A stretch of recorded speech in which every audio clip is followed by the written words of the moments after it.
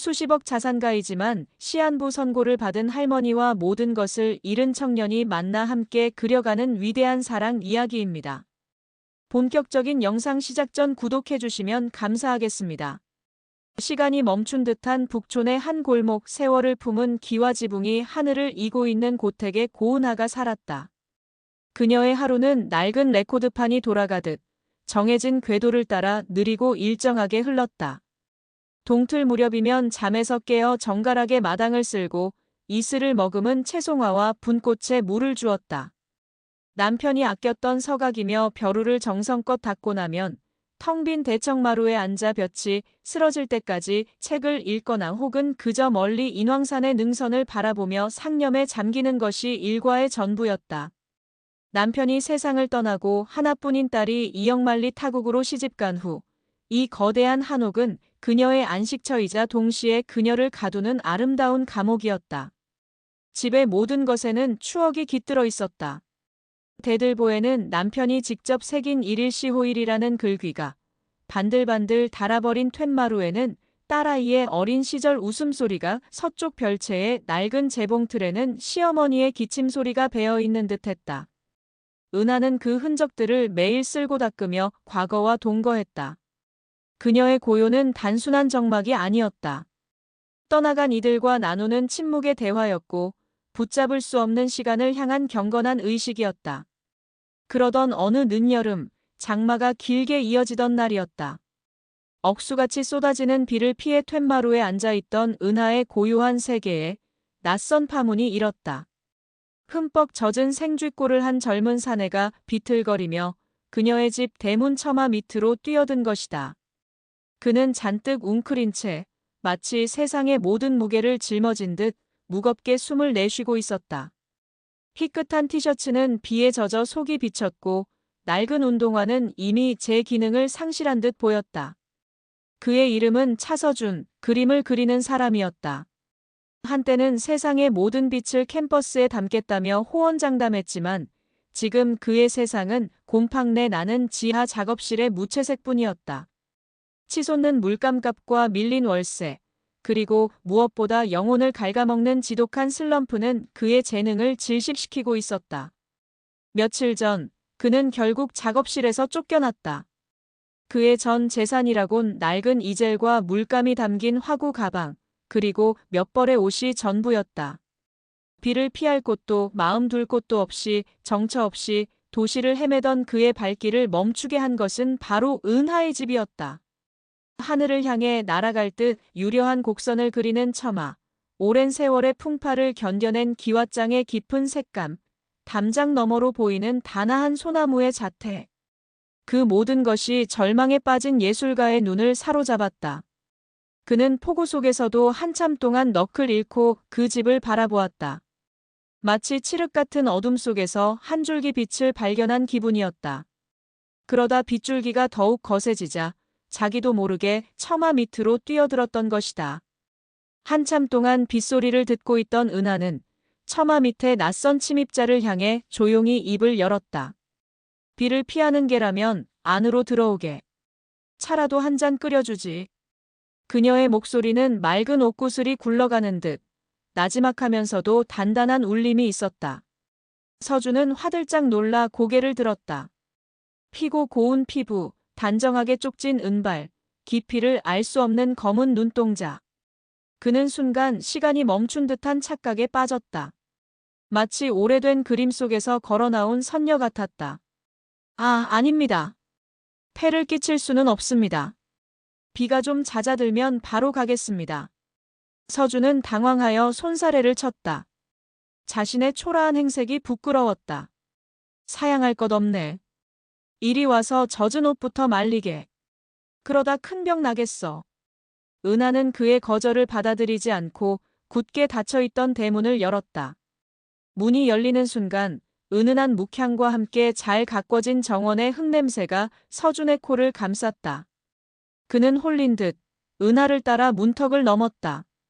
낡았지만 모든 것이 제자리에 정갈하게 놓인 마당, 윤이 나는 대청마루, 그리고 자신을 바라보는 은하의 깊은 눈.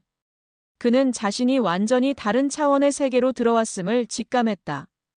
은하는 그에게 마른 수건과 함께 남편이 입던 개량 한복을 내어주었다.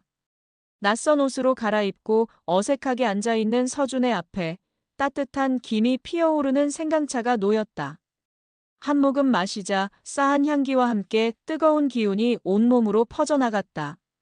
며칠 동안 추위와 허기에 떨었던 그의 몸과 마음이 조금씩 녹아내리는 듯했다. 그때였다.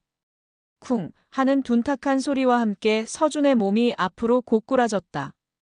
긴장이 풀린 탓인지 며칠간의 피로와 굶주림이 한계에 달한 탓인지 그는 그대로 정신을 잃고 말았다. 놀란 은하가 그의 몸을 부축했을 때 그의 몸은 불덩이처럼 뜨거웠다.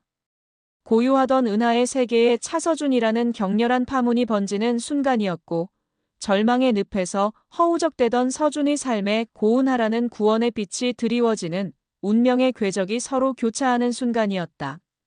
서준이 다시 눈을 떴을 때 그의 코끝을 간지린 것은 낯선 방의 냄새였다.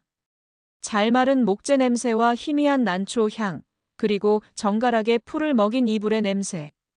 천천히 몸을 일으키자 삐걱하고 낡은 나무 침상이 소리를 냈다. 창호지를 바른 문틈으로 저녁 노을이 붉게 스며들고 있었다. 이곳은 그가 쓰러지기 전 잠시 머물렀던 그 고택의 방 안이었다. 정신이 드는가? 문이 조용히 열리고 단아한 모습의 은하가 약과 죽이 담긴 소반을 들고 들어왔다. 서준은 몽롱한 정신으로 자신이 꼬박 하루하고 반나절을 더 잤다는 사실을 알게 되었다. 그가 잠든 사이 은하는 밤새도록 물수건으로 그의 열을 닦아내고 정성껏 미음을 쑤어 그의 입에 조금씩 흘려 넣어 주었다. 죄송합니다. 제가 정말 큰 패를 끼쳤습니다. 서준은 얼굴을 들 수 없었다. 생면부지의 노인에게 신세를 져도 너무나 큰 신세를 졌다. 그는 당장이라도 이곳을 떠나야 한다고 생각하며 황급히 몸을 일으키려 했다. 하지만 오랜 시간 굶주리고 앓았던 몸은 천근만근 무거웠다. 몸도 성치 않은데 어딜 가려는 게야. 일단 이것부터 들게. 은하는 그의 앞에 소반을 내려놓으며 말했다. 잣을 곱게 갈아 넣은 흰죽은 보기만 해도 속이 편안해지는 듯했다. 서준은 더 이상 거절하지 못하고 떨리는 손으로 수저를 들었다. 따뜻한 죽이 목구멍을 타고 넘어가는 순간 그는 울음을 터뜨리고 말았다. 그것은 서러움의 눈물이기도 했고 안도의 눈물이기도 했으며 한없는 고마움의 눈물이기도 했다. 세상의 끝에 버려졌다고 생각했는데 이렇게 따뜻한 온기를 만나게 될 줄이야. 은하는 아무 말 없이 그저 조용히 그의 등을 토닥여 주었다. 서준이 몸을 추스르고 며칠이 더 지났다. 그는 그동안 집안의 온갖 꾸준 일을 도맡아 하며 은하에게 진 빚을 조금이라도 갚으려 했다. 무거운 장독을 나르고 지붕의 샌 곳을 고치고 땔감을 팼다. 은하는 처음에는 만류했지만 일에 몰두할 때 생기가 도는 그의 눈빛을 보고는 더 이상 말리지 않았다. 그렇게 며칠간의 시간이 흐르면서 서준은 이 집과 그리고 고은하라는 사람에게 깊이 매료되기 시작했다. 그녀의 일상은 단조로워 보였지만 그 안에는 깊은 철학과 아름다움이 있었다. 그녀는 아침마다 찻잎을 덮으며 그날의 날씨와 바람의 냄새에 대해 이야기했고 저녁에는 붓글씨를 쓰며 마음을 다스렸다. 그녀의 움직임 하나하나는 마치 잘 짜인 무보처럼 우아하고 군더더기가 없었다. 서준은 그런 그녀의 모습을 스케치북에 몰래 담기 시작했다. 하지만 그들의 동거는 늘 평화롭지만은 않았다. 수십 년의 세월이라는 간극은 생각보다 깊었다. 서준은 밤늦게까지 이어폰을 끼고 시끄러운 음악을 들으며 그림을 그렸고 은하는 그의 방에서 새어나오는 소음과 불빛에 잠을 설치기 일쑤였다. 식사 시간의 대화는 늘 겉돌았다. 요즘 젊은이들은 어떤 노래를 듣나? 그냥 이것저것 들어요. 그림은 잘 되어가고. 네, 뭐 그냥요. 서준은 자신의 치열하고 혼란스러운 세계를 그녀의 고요한 세계에 침범시키는 것 같아 늘 죄책감을 느꼈다. 은하 또한 마찬가지였다. 상처 입은 젊은 짐승 같은 그의 예민한 감수성을 어떻게 대해야 할지, 어떤 위로의 말을 건네야 그의 자존심을 건드리지 않을 수 있을지 몰라 막막했다. 그들 사이에 보이지 않는 벽이 허물어지기 시작한 것은 은하의 낡은 재봉틀 때문이었다. 별채에 먼지를 뒤집어 쓴 채 놓여있던 재봉틀을 발견한 서준은 며칠 밤낮을 꼬박 세워 그 재봉틀을 분해하고 기름칠하며 수리했다. 그리고 마침내 둔탁한 소리를 내며 재봉틀의 바퀴가 다시 돌아가기 시작했을 때 은하는 믿을 수 없다는 표정으로 그 광경을 바라보았다. 그 재봉틀은 시어머니의 유품이자 그녀가 젊은 시절 옷을 지으며 꿈을 키웠던 소중한 물건이었다. 남편이 죽은 후로는 한 번도 돌려보지 않았던, 잊고 있던 그녀의 과거였다. 이걸 어떻게? 은하의 목소리가 가늘게 떨렸다. 인터넷 보고 배웠어요. 옛날 기계라 부품 구하기가 좀 힘들긴 했지만 아직 쓸만하더라고요. 서준은 쑥스러운 듯 뒷머리를 극적이며 말했다. 그날 밤 은하는 처음으로 자신의 이야기를 서준에게 들려주었다. 한때는 한양 최고의 옷을 짓는 침선장이 되는 것이 꿈이었던 소녀 시절, 정략 결혼으로 꿈을 접어야 했던 아쉬움, 그리고 남편과 딸을 먼저 떠나보낸 후의 깊은 상실감까지. 서준은 묵묵히 그녀의 이야기에 귀를 기울였다. 그는 그녀의 주름진 얼굴 속에서 좌절된 꿈을 가진 한 명의 예술가를 보았다. 그것은 바로 자신의 모습이기도 했다. 할머니도 그림을 그리셨던 거네요. 바늘과 실로. 서준의 말에 은하는 희미하게 미소 지었다. 그런 셈이지. 다시 해보세요. 아직 늦지 않았잖아요. 그날 이후 집안의 풍경이 달라졌다.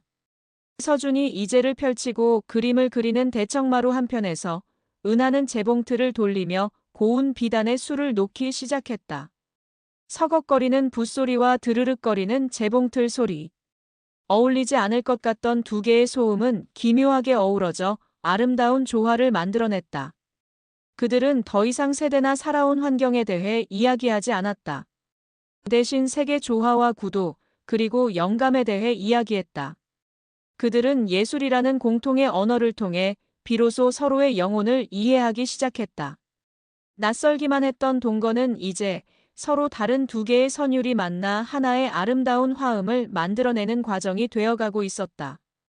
재봉틀 소리가 다시 울려 퍼지기 시작하면서 멈춰있던 은하의 시간도 흐르기 시작했다. 그녀는 잊고 있던 감각들을 되찾았다. 부드러운 비단이 손끝을 스치는 감촉, 오색실이 만들어내는 화려한 색의 향연. 그녀의 손끝에서 나비가 날고 모란이 피어났다. 그녀는 단순히 술을 놓는 것이 아니었다. 자신의 잃어버린 젊음과 쓰러진 꿈들을 한 땀 한 땀 길어 올리고 있었다. 그런 그녀의 변화를 서준은 가장 가까이에서 목격했다. 그는 무언가에 홀린 듯 은하의 모습을 화폭에 담기 시작했다. 재봉틀 앞에 앉아 집중하는 그녀의 옆모습, 바늘 귀에 실을 기 위해 가늘게 뜬 눈, 햇살을 받아 반짝이는 은빛 머리카락. 그의 붓은 그녀의 외면을 그리는 것을 넘어 그녀의 내면에 흐르는 고요한 열정과 예술가로서의 집념까지 포착해냈다. 그의 그림은 이전과 완전히 달라졌다. 절망과 분노로 가득했던 그의 캔버스는 이제 따뜻하고 깊은 색채로 채워졌다. 그는 은하를 만나고 나서야 비로소 깨달았다. 자신이 그리고 싶었던 것은 세상의 화려한 빛이 아니라 한 인간의 내면에 존재하는 진실한 빛이었음을. 은하는 그의 뮤즈가 되었다. 아니, 그 이상의 존재였다. 그녀는 그의 구원이자 그의 예술 그 자체였다. 어느 날 오후 서준은 며칠 동안 공들여 완성한 그림을 은하에게 처음으로 보여주었다. 오후의 빛이라는 제목의 그림이었다. 그림 속에서 은하는 창가에 앉아 바느질을 하고 있었다. 비스듬히 들어오는 오후의 햇살이 그녀의 어깨와 머리칼 위로 부서져 내리며 마치 후광처럼 그녀를 감싸고 있었다. 그림 속 은하의 표정은 더없이 평화로웠지만 깊은 눈 속에는 희미한 슬픔과 그리움, 그리고 무언가를 향한 간절한 염원이 담겨 있었다. 은하는 자신의 모습이 담긴 그림 앞에서 한참 동안 말을 잃었다. 평생 수없이 거울을 보았지만 단 한 번도 저런 자신의 모습을 본 적이 없었다. 민주는 늙고 주름진 노파가 아닌 세월의 깊이를 품은 아름다운 한 인간을 그려냈던 것이다. 그녀는 처음으로 타인의 눈을 통해 온전한 자기 자신을 마주한 기분이었다. 나를 이렇게 보고 있었던 게냐? 은하의 목소리가 물기에 젖어 있었다. 제 눈에는 세상에서 가장 아름답게 보이시는걸요. 서준은 무심코 속마음을 내뱉고는 스스로 놀라 얼굴을 붉혔다. 하지만 거짓은 아니었다. 그의 눈에 비친 은하는 정말로 아름다웠다. 그녀의 주름은 세월이라는 위대한 예술가가 새겨놓은 작품이었고, 그녀의 흰 머리카락은 지혜의 왕관처럼 빛났다. 그 순간 두 사람 사이에 흐르는 공기가 미묘하게 변했다. 존경과 연민, 혹은 할머니와 손자 같던 유대감과는 다른 어떤 낯선 감정의 기류가 흐르기 시작했다. 서준은 자신의 심장이 주체할 수 없이 뛰는 것을 느꼈다. 은하의 희고 고운 목덜미, 찻잔을 쥔 가느다란 손가락. 그 모든 것이 그의 시선을 사로잡았다. 그것은 분명 한 남자가 한 여자에게 느끼는 종류의 떨림이었다. 은하 역시 마찬가지였다. 자신을 바라보는 젊은 예술가의 뜨거운 눈빛 앞에서 그녀는 수십 년 동안 잊고 있던 여성으로서의 자신을 자각했다. 메말랐던 가슴에 뜨거운 피가 도는 듯한 감각, 뺨이 붉게 달아오르는 수줍음. 이 나이에 가당키나 한 감정인가 하는 이성적인 생각과 함께 걷잡을 수 없는 설렘이 그녀를 뒤흔들었다. 그날 이후 그들의 관계는 더욱 깊고 내밀해졌다. 그들은 더 이상 예술에 대해서만 이야기하지 않았다. 서로의 아주 사소한 일상과 감추어 두었던 내면의 상처에 대해서도 이야기하기 시작했다.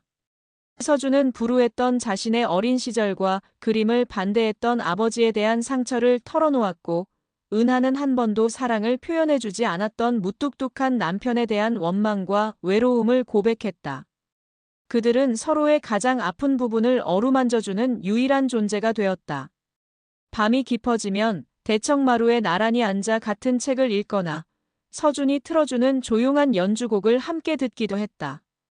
그러다 스르르 잠이 든 은하의 머리가 서준의 어깨에 기대어질 때면 서준은 숨을 죽인 채 그녀가 깨지 않도록 미동도 하지 않았다. 그녀의 은은한 난초 향기와 규칙적인 숨소리는 그의 거칠었던 영혼을 잠재우는 가장 완벽한 자장가였다. 사랑이라는 감정은 그러나 늘 그렇듯 예고 없이 찾아와 걷잡을 수 없는 경랑을 만들어냈다. 늦가을 밤, 유난히 달이 밝은 날이었다. 함께 마당을 거닐던 중 서준이 갑자기 걸음을 멈추고 은하를 돌아보았다. 달빛을 받아 은은하게 빛나는 그녀의 얼굴은 비현실적으로 아름다웠다. 은하 씨. 서준은 처음으로 그녀를 할머니가 아닌 그녀의 이름으로 불렀다. 은하의 어깨가 움찔하고 작게 떨렸다. 당신을 그리고 있을 때면 나는 살아있음을 느껴요. 당신의 모든 것이 내 영혼의 색채가 됩니다. 이건 그냥 영감이나 존경 같은 게 아니에요. 그의 목소리는 열에 들뜬 듯 뜨겁고 절박했다. 그는 더 이상 자신의 감정을 억누를 수 없었다. 그는 천천히 손을 들어 바람에 흩날리는 은하의 머리칼을 조심스럽게 쓸어넘겼다. 그의 손길이 뺨에 닿는 순간 은하는 저도 모르게 눈을 감았다. 세상의 모든 소리가 멎고 오직 두 사람의 심장 소리만이 고요한 밤 공기를 가득 채웠다. 영혼의 색채가 서로를 알아보고 격렬하게 뒤섞이는 위험하고도 아름다운 순간이었다. 달빛 아래서 서로의 마음을 확인한 그날 밤 이후 두 사람의 세계는 이전과 완전히 다른 색으로 물들었다. 아침에 눈을 떠 마주하는 서로의 얼굴에는 어색한 수줍음과 함께 비밀을 공유한 이들만이 가질 수 있는 깊은 친밀감이 감돌았다. 서준은 더 이상 은하를 할머니라 부르지 않았다. 조심스럽게 그러나 다정하게 은하 씨라고 부를 때마다 은하는 소녀처럼 뺨을 붉혔고 그 모습은 서준의 가슴에 또 다른 그림을 그려 넣었다. 그들의 사랑은 조용하고 은밀했다. 손을 잡는 것도 어깨를 기대는 것도 늘 조심스러웠다. 하지만 그들의 눈빛은 숨길 수 없었다. 서로를 바라보는 눈에는 존경과 연민을 넘어선 뜨거운 연정과 깊은 갈망이 굽이치고 있었다. 그들의 작은 세상, 낡은 한옥은 완벽한 성역처럼 보였다. 그러나 견고해 보이던 성벽에도 균열은 찾아왔다. 세상의 소음은 가장 가까운 곳에서부터 스며들기 시작했다. 담장 하나를 사이에 둔 이웃, 김씨 할머니가 그 시작이었다. 그녀는 아침마다 골목을 쓸며 은하의 집을 엿보는 것이 낙인 사람이었다. 어머, 은하댁. 요즘 얼굴에 한박꽃이 폈네. 그 총각이 잘해줘. 김씨 할머니의 말에는 꿀이 발려 있었지만 그 속에는 날카로운 가시가 숨어 있었다. 그냥 집안일도 잘 돕고 말벗도 되어주니 좋지 뭐. 은하는 애써 태연하게 대답했지만 그녀의 예리한 시선은 등골을 서늘하게 했다. 며칠 후 김씨 할머니는 동네 사랑방에 소문을 퍼뜨리기 시작했다. 은하댁이 그 젊은 총각이랑 눈이 맞았대. 밤마다 웃음소리가 담장을 넘는다니까. 쯧쯧, 주책이야, 주책. 소문은 바람보다 빨랐다. 사람들의 시선이 달라졌다. 예전에는 동정과 존경을 보내던 눈빛들이 이제는 노골적인 호기심과 경멸 혹은 음흉한 상상력으로 번들거렸다. 함께 장을 보러 나갈 때면 뒤에서 수군거리는 소리가 선명하게 들려왔다.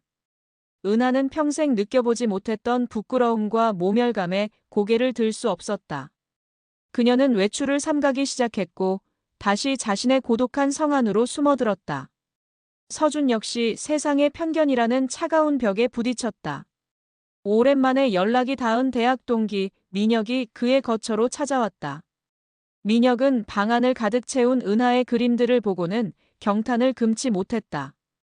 야, 차서준. 너 진짜 미쳤구나.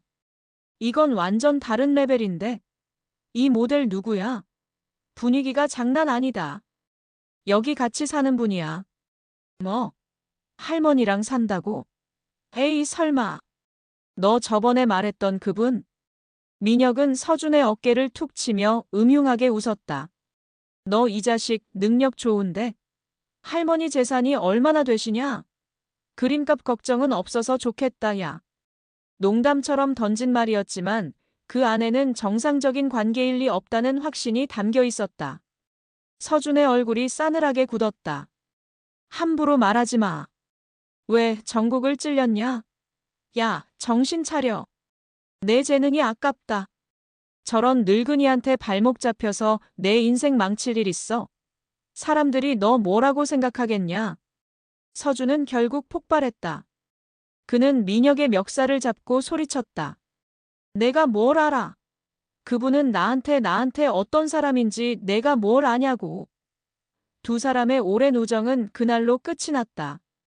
민혁을 쫓아낸 후 서준은 깊은 자괴감에 빠졌다.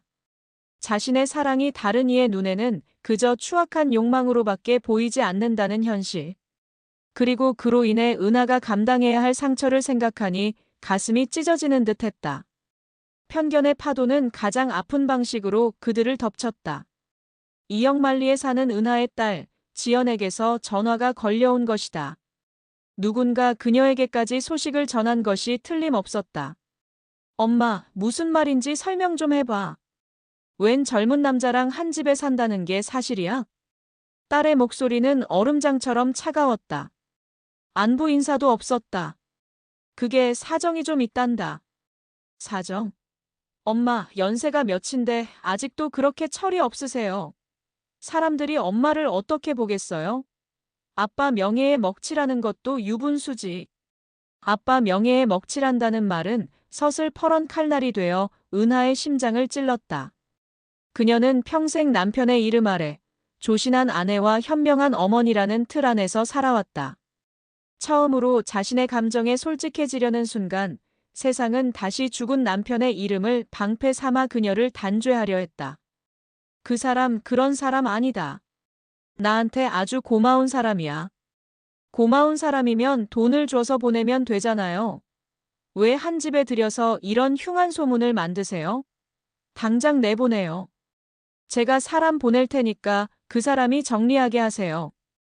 일방적인 통보와 함께 전화는 끊겼다. 은하는 수화기를 든 채 그 자리에 망연자실하게 서 있었다. 자신의 유일한 핏줄인 딸마저도 자신의 행복을 이해해주기는커녕 흉한 소문으로 치부해버리는 현실. 그녀의 사랑은 세상에 가장 가까운 사람들로부터 가장 잔인한 방식으로 부정당하고 있었다. 고요했던 한옥은 이제 세상의 온갖 소음으로 가득 찼고 두 사람은 그 소음 속에서 위태롭게 서로의 손을 잡고 있을 뿐이었다. 딸과의 통화 이후 은하는 알아누웠다. 몸의 병이 아니라 마음의 병이었다. 평생을 지켜왔던 자부심과 품위가 한순간에 무너져 내린 충격, 그리고 유일한 핏줄에게서 받은 깊은 상처는 그녀의 기력을 송두리째 앗아갔다. 그녀는 며칠 동안 식음을 전폐하고 방 안에 누워 밖으로 나오지 않았다. 방문을 사이에 두고 서주는 애타는 마음으로 그녀의 기척에 귀를 기울일 뿐 감히 문을 열 용기를 내지 못했다. 며칠 후 은하는 수척해진 얼굴로 방에서 나왔다. 그녀는 서준을 대청마루에 앉히고 그의 앞에 무겁게 입을 열었다. 떠나게. 그녀의 목소리는 생기를 잃고 메마르게 갈라져 있었다. 네. 그게 무슨. 자네의 앞길을 막을 수는 없어. 나 같은 늙은이 때문에 재능 있는 젊은이가 세상의 손가락질을 받게 할 수는 없지. 이건 해서는 안 될 일이었어. 은하는 서준의 눈을 보지 못하고 초점 없는 시선으로 마당의 감나무를 바라보며 말했다.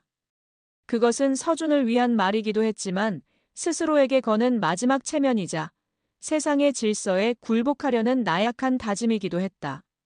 서준의 심장이 쿵 하고 바닥으로 떨어졌다. 그는 은하가 어떤 마음으로 이 말을 꺼냈는지 알기에 더욱 가슴이 아팠다. 그녀는 그를 지키기 위해 자신을 버리려 하고 있었다. 싫습니다. 서준이 단호하게 말했다. 은하 씨가 저를 버리시겠다면 어쩔 수 없지만 제 발로는 못 갑니다. 아니, 안 갑니다. 고집부리지 말게. 이건 자네를 위한 길이야. 나를 위한 길이요? 은하 씨 없는 내 인생이 무슨 의미가 있는데요? 내 그림이, 내 세상이 전부 당신인데 당신이 없으면 나는 다시 빈 껍데기로 돌아가란 말입니까? 서준의 목소리가 절규처럼 터져나왔다. 바로 그때 대문 밖에서 요란한 경적 소리가 울리더니 낯선 차 한 대가 집 앞에 멈춰섰다. 그리고 며칠 후 도착하겠다던 은하의 딸, 지연이 성큼성큼 마당으로 들어섰다. 그녀는 마치 점령군처럼 차가운 눈으로 주위를 둘러보다가 서준과 은하를 발견하고는 경멸적인 표정을 지었다. 꼴이 아주 가관이네요. 제가 올 때까지 기다릴 수도 없으셨어요? 지연은 은하에게 말했지만 그녀의 시선은 서준에게 고정되어 있었다. 너 우리 엄마한테 무슨 짓을 한 거야? 돈이 필요하면 말을 해. 얼마면 돼? 얼마면 여기서 꺼져줄래? 그녀는 핸드백에서 수표첩을 꺼내 들었다. 그 순간 서준을 억누르고 있던 마지막 이성의 끈이 끊어졌다. 하지만 그는 폭발하는 대신 은하의 앞으로 한 걸음 나아가 그녀를 등 뒤로 가리듯 막아섰다. 그리고는 지연을 똑바로 바라보며 아주 차분하지만 단호한 목소리로 말했다. 따님께서는 어머님의 인생에 대해 한 번이라도 진지하게 생각해 본 적이 있습니까? 뭐? 어머님께서 평생 무엇을 원하셨고 무엇을 꿈꾸셨는지, 얼마나 외로우셨는지 단 한 번이라도 물어본 적 있느냐는 말입니다. 당신이 말하는 아버지의 명예와 세상의 평판이라는 감옥 속에 어머니를 가둬놓고 이제 와서 어머니의 행복을 빼앗을 자격 당신에게는 없습니다. 서준의 말은 날카로운 칼이 되어 지연의 위선을 갈랐다. 당황한 지연이 악에 받쳐 소리쳤다. 내까짓 게 뭘 안다고 짓거려. 엄마, 저 사람이랑 나 둘 중 하나만 선택하세요. 저 사람을 택하시면 오늘부로 엄마랑 저 연 끊는 거예요. 모든 것이 끝이라고 생각되는 순간이었다. 은하는 창백한 얼굴로 딸과 자신을 막아선 젊은 남자의 등을 번갈아 보았다. 그녀의 눈에서 뜨거운 눈물이 흘러내렸다. 그녀는 떨리는 걸음으로 서준의 옆에 섰다. 그리고는 자신의 딸이 아닌 서준의 손을 굳게 잡았다. 미안하다. 미안하다, 지연아. 평생 너와 내 아버지를 위해 살았으니 내 남은 인생은 이 사람을 위해 살고 싶구나.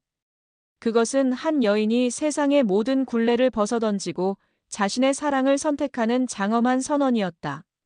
충격에 휩싸인 지연이 무어라 소리치기도 전에 서준이 은하의 손을 잡고 그녀를 이끌었다.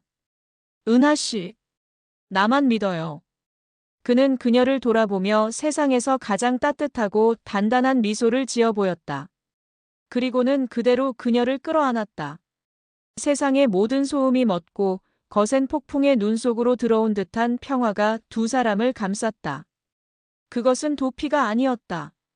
세상의 모든 편견과 맞서 서로의 우주를 온전히 지켜내겠다는 가장 격렬하고 아름다운 사랑의 고백이었다. 딸 지연이 폭풍처럼 떠나간 후 한옥에는 무거운 침묵이 내려앉았다. 그것은 패배의 침묵이 아닌 모든 것을 걸고 서로를 선택한 이들의 비장한 침묵이었다. 은하는 자신의 선택으로 인해 혈연을 끊어냈다는 사실에 가슴 아파했지만 후회하지는 않았다.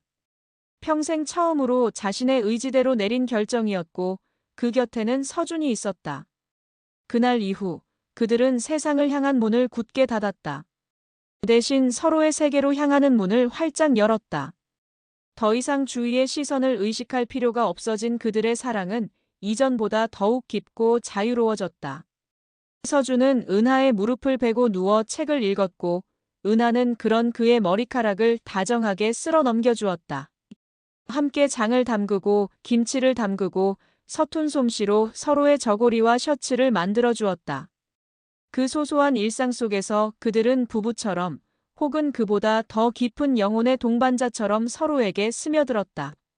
하지만 그들의 행복 위로 거스를 수 없는 시간의 그림자가 드리워지기 시작했다.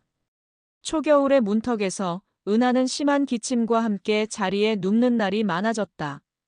병원을 찾은 그녀에게 의사는 담담한 목소리로 폐의 기능이 많이 약해져 있으며 남은 시간이 길지 않을 수도 있다고 말했다. 그날 집으로 돌아오는 길에 은하는 아무 말도 하지 않았다. 서준 역시 차마 입을 열 수 없었다. 세상의 모든 편견을 이겨냈다고 생각했는데 죽음이라는 가장 절대적인 장벽 앞에서 그들의 사랑은 너무나도 무력했다. 집에 돌아온 은하는 뜻밖에도 아주 평온한 얼굴이었다. 그녀는 서준을 위해 정성껏 저녁을 차렸다. 맛있게 먹게. 앞으로 이렇게 밥해줄 날도 얼마 남지 않은 것 같으니. 그녀의 담담한 농담에 서준은 끝내 참았던 눈물을 터뜨리고 말았다. 그런 말 하지 마세요. 제발 제가 어떻게든 해볼게요. 좋은 의사, 좋은 약 뭐든지 다 해볼게요. 아니, 서준아. 은하는 그의 손을 잡으며 부드럽게 말했다. 나는 괜찮아. 너를 만나기 전에는 그저 죽지 못해 사는 삶이었어. 하루라도 빨리 이 고통이 끝나기만을 바랐지. 그런데 너를 만나고 나서 나는 내 인생에서 가장 행복한 시간을 보냈어. 그러니 여한이 없다. 다만 너를 혼자 두고 가야 한다는 것이 마음에 걸릴 뿐이야. 그녀의 말은 서준의 가슴을 더욱 미어지게 했다. 그는 그녀 없는 세상을 상상할 수 없었다. 그의 예술, 그의 삶, 그의 모든 것은 그녀로 인해 존재했다. 그녀가 사라진다면 그 모든 것이 의미를 잃고 먼지처럼 흩어질 터였다. 그는 절망 속에서 밤새도록 그녀의 그림들을 바라보았다. 그림 속에서 그녀는 영원히 살아 숨쉬고 있었다. 그 순간 그의 머릿속에 번개 같은 깨달음이 스쳤다. 다음 날 아침 서준은 은하에게 단호한 표정으로 말했다. 은하 씨, 우리 전시회를 열어요. 전시회? 네. 당신을 그린 내 모든 그림들을 세상에 보여주는 거예요. 사람들이 뭐라고 하든 상관없어요. 나는 그냥 보여주고 싶어요. 내가 사랑한 사람이 얼마나 아름다운 사람이었는지, 우리의 사랑이 얼마나 진실했는지. 그림 속에서 당신은 영원히 살아있을 거예요. 내가 당신에게 해줄 수 있는 유일한 약속이에요. 당신의 시간을, 우리의 사랑을 내가 영원 속에 새겨줄게요. 서준의 눈은 광기에 가까운 열정으로 불타고 있었다. 그것은 죽음이라는 운명에 맞서는 한 예술가의 가장 처절한 저항이었다. 은하는 그의 눈을 보며 조용히 고개를 끄덕였다. 그녀의 눈가에 이슬이 맺혔다. 남은 시간이 얼마이든 그들은 그 시간을 가장 의미 있는 방식으로 함께 보내기로 약속했다. 그들의 사랑을 영원한 예술로 남기는 것. 그것은 다가오는 이별을 준비하는 그들만의 가장 아름답고도 슬픈 의식이 될 터였다. 전시회를 준비하는 나날들은 기적과도 같았다. 죽음의 그림자가 드리워져 있던 한옥은 다시 생기로 가득 찼다. 서준은 자신의 모든 것을 쏟아부어 그림을 그리고 또 그렸다. 그의 붓질 하나하나에는 은하를 향한 사랑과 그녀를 잃을지도 모른다는 절박함, 그리고 그녀를 영원히 붙잡아두고 싶은 간절한 염원이 담겨 있었다. 놀라운 것은 은하의 변화였다. 시한부 선고를 받았던 사람이 맞나 싶을 정도로 그녀의 얼굴에 혈색이 돌았다. 그녀는 서준의 가장 열정적인 지지자이자 조언자가 되었다.